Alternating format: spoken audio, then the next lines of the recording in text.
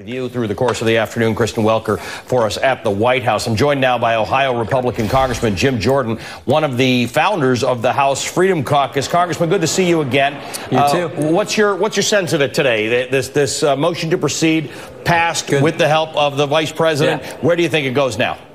Good sign, and I think we'll get a bill at some point, hopefully sooner rather than later. I mean, after all, this is what we told the American people we're going to do, and as I like to say, it never hurts to do what you said. So let's get this through the Senate. Maybe it's a conference committee, maybe it's not.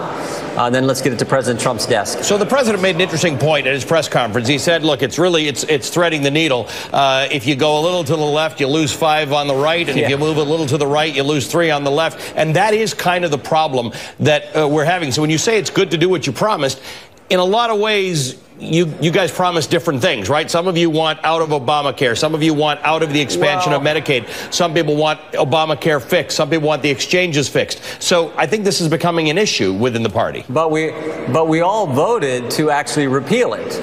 50 senators voted to repeal it. Every Republican who came back in the House voted to repeal it. We put on then President Obama's desk a bill that I hope we actually put on President Trump's desk.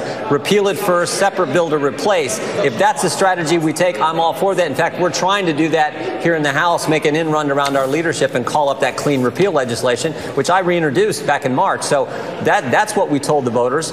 Let's let that happen. But if it's not that, and we get some bill through the Senate that's a repeal and replace combination, right, we'll go to conference committee and we'll move from there. The key is for us to keep our promises with the American people. And Congressman, viewers on the right side of the screen watching you are also watching various angles from Capitol Hill. There are some protests going on there. There are members of Congress. There's a number of senators who are speaking to supporters out there. Congressman, let me ask you this, though. There really is a big difference between clean repeal, repeal and replace, repeal and do various other things. It's complicated, and the effect on individuals is really big. As a representative of the people, they're not all the same thing, right? There are some of these things that would actually cause substantially more harm than others. Are you that fixated on repeal that it doesn't matter what the other alternative is? Well, no. First of all, repeal, there's a 2-year wind down. So there's a wind down period, a 2-year. It doesn't take effect until the end of 2018. Right, but you see what's already happening in the exchanges, right? With the talk of HHS not passing, not continuing to subsidize the insurance companies, even more of them are pulling out, and rates are going up. I see what's happening in the exchanges under Obamacare and it's happening under Trump care. It's happening now too. You know that there is no Trump care. There's Obamacare. But everything we were told about that bill when it passed turned out to be false. Representative, you know about the subsidies to the insurance companies, right? You know that just this talk of not continuing to offer those subsidies to the insurance companies is causing some of them to pull out. So it's getting worse.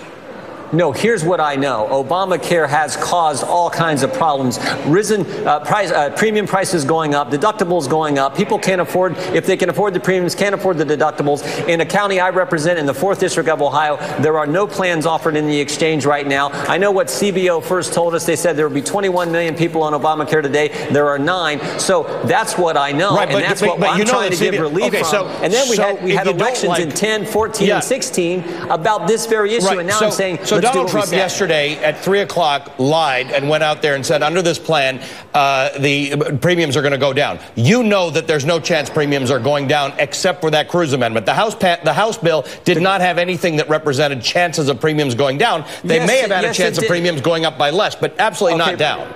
Ali, look, I don't always agree with what CBO says. In fact, we had an op-ed piece just a couple days ago that criticized so many of their estimates. But do you think they're in the wrong direction? You can disagree with the numbers, but do you think that did say with our bill, with the MacArthur Amendment and what we fought for as conservatives, they did say under our bill, premiums would begin to come down. That's what we were focused on doing. In the Senate version, with the Cruz Amendment in there, premiums will begin to come down for people in the small group and individual market. So I believe that people outside of CBO have said the same thing. That's why we want the Cruz Amendment to be in the bill when it comes back to the House or the bill that comes out of conference. So yeah, we do think premiums need to come down because they went up so much under Obamacare, 3 and 4 times what they were before Obamacare. But that's just not true. Important. That's just not true, yes, it is true. No, that's just not true. You and I have these discussions, but they're not. A 27-year-old single person used to be able to get a policy for about $100 a month. Today, that same individual is paying $300-$400 a month.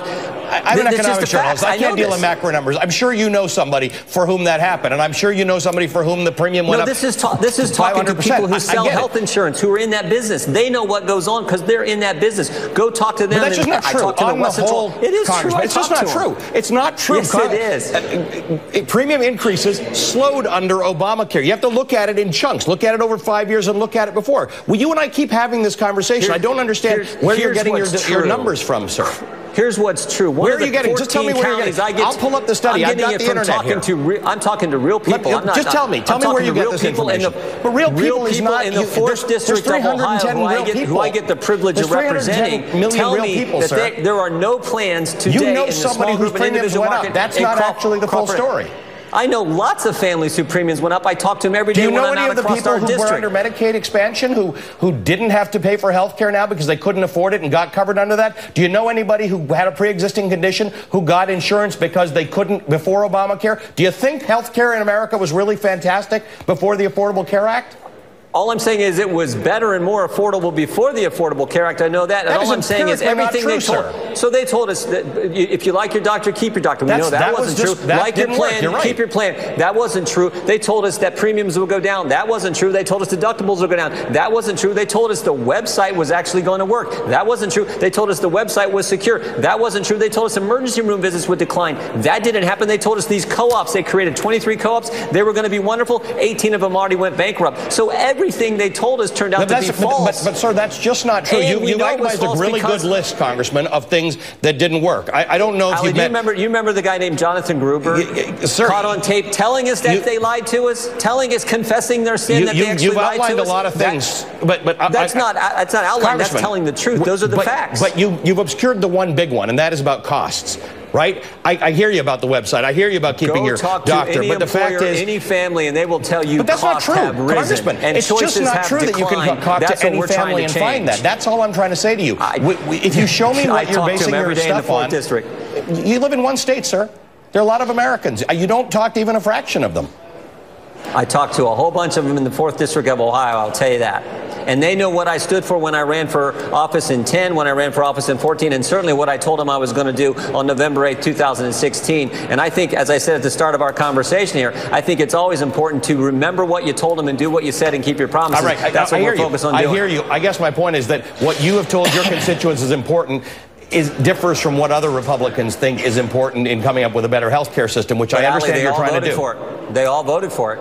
We all voted that was for easy it to vote when you're not in government. It's really easy to vote to repeal things. And Ali, that's what voters hate. That's what they hate. Oh, you can vote for it when it doesn't count, but now when it counts, you can tell me one thing at campaign time, election time, but now when it matters, when the rubber meets the road, you can't do it now. Really? Really? That's what it's come to? That people hate that. So let's get away from that. Let's do what we said. I hear you. Let's hope they like you for what you end up doing to health care, and I hope it makes the whole situation better. I appreciate talking to you. They're going to like it. I don't think that's going to happen, but we'll continue to talk about it. Representative Jim Jordan is a Republican congressman.